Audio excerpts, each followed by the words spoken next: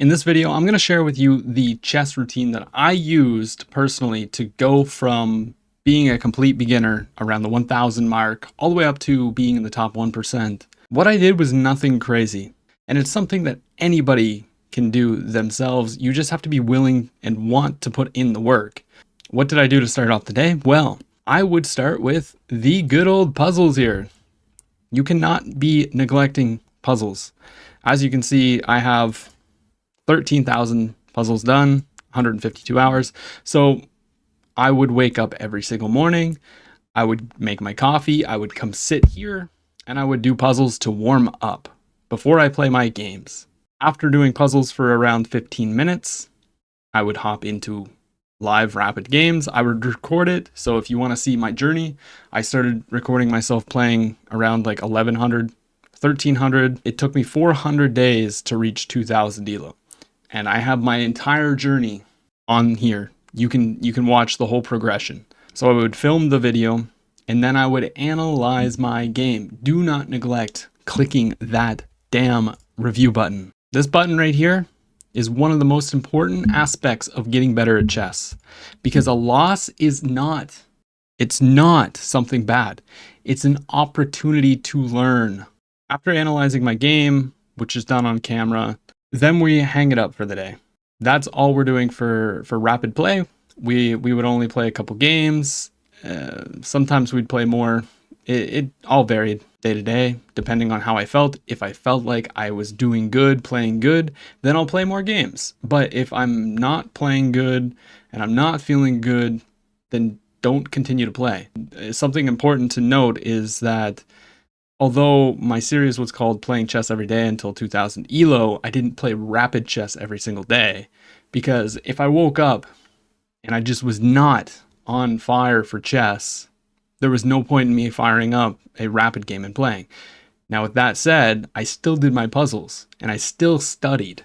Take what you want from that. Now, at this time, when I was trying to improve at chess, I was in school. And believe it or not, even throughout the day at school, I would be on my laptop doing schoolwork or listening to the professor, blah, blah, blah, blah, blah, blah, blah. And I would be sitting there doing puzzles. I kid you not. I would be doing puzzles throughout the entire day, here and there, or Chessible. And speaking of Chessible, Chessible was definitely the next step in my improvement. I think I started doing Chessible around the 15, 16, 1700 range, somewhere in there. And you might ask, like, what courses do you buy? Well, I actually didn't buy any courses. Now, you look at this, I have the British Grand Prix. This is far later. What I actually did was I created free courses for myself as white and as black. Now, you can go through, you can do your own engine analysis, or you can look up YouTube videos and take PGNs from creators who, are putting out the content.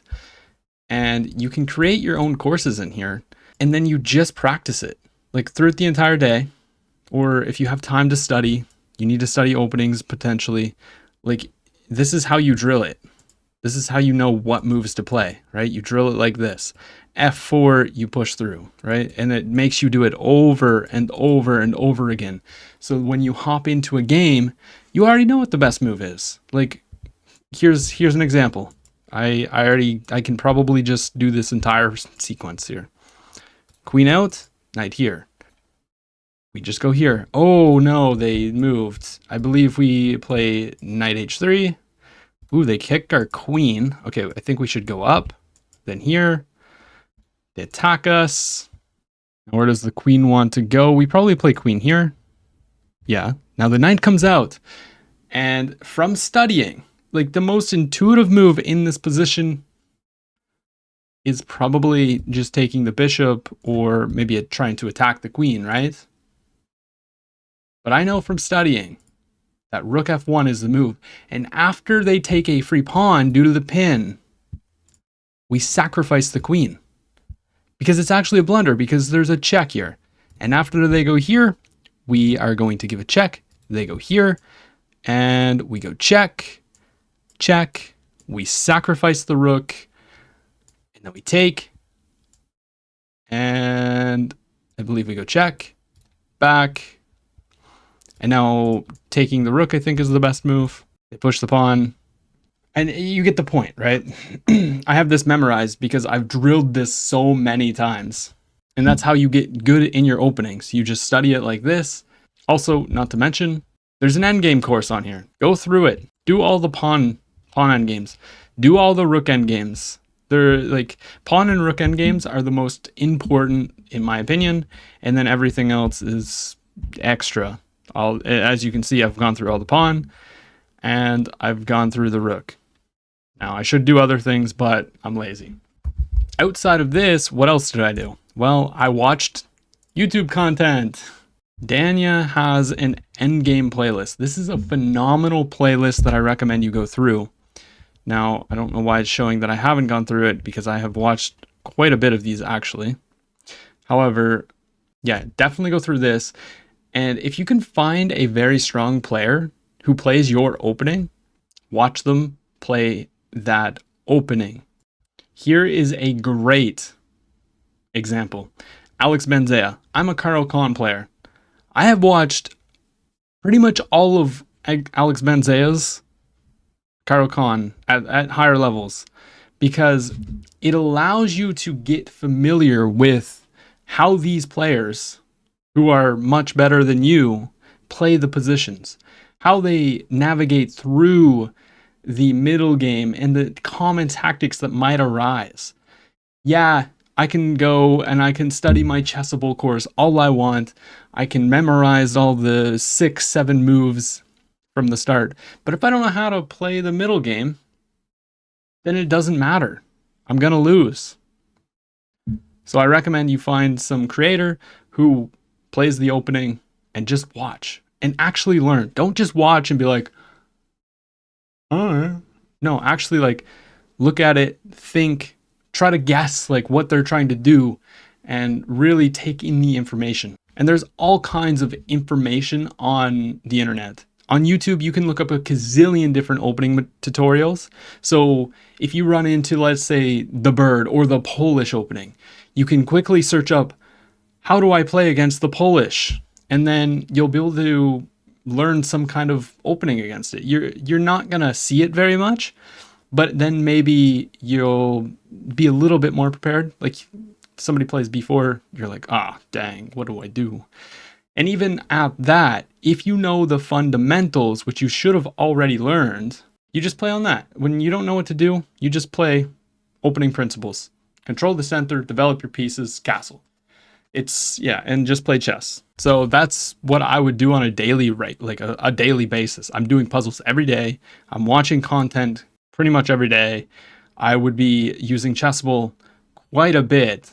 Now, I didn't do this like every single day, but I went through phases where I would hammer out so much Chessible over the course of like 2 or 3 weeks and just blitz, hammer it down with the blitz.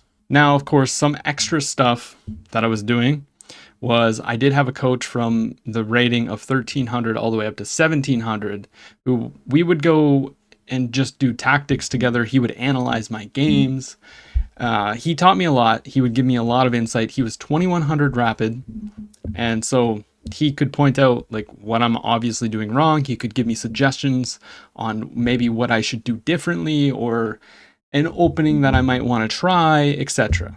Opening tree is a phenomenal tool to use. What it does is it shows your openings. Okay, so you can check this pretty frequently. You can look at it like the last 90 days, let's say. And what you can do is then you can determine where your weakness is. Maybe you need to switch up your opening, or you can go look through the games and you can be like, okay, why am I losing? Am I losing in the end game? Is it because I'm missing tactics, etc., right? And you can then adjust. I had to use opening tree and I found that I had a problem against d4. So what did I do? Well, I went and I bought Gotham Chess's d4 Queen's Gambit declined. And after that, it actually helped quite a bit. You don't have to go buy courses. I had the funds. I wanted to invest in my chess and make it easier. So I did. You don't have to do that. You can look up anything on the internet. You can study any opening you want, but it takes a little bit more time. So here's an example.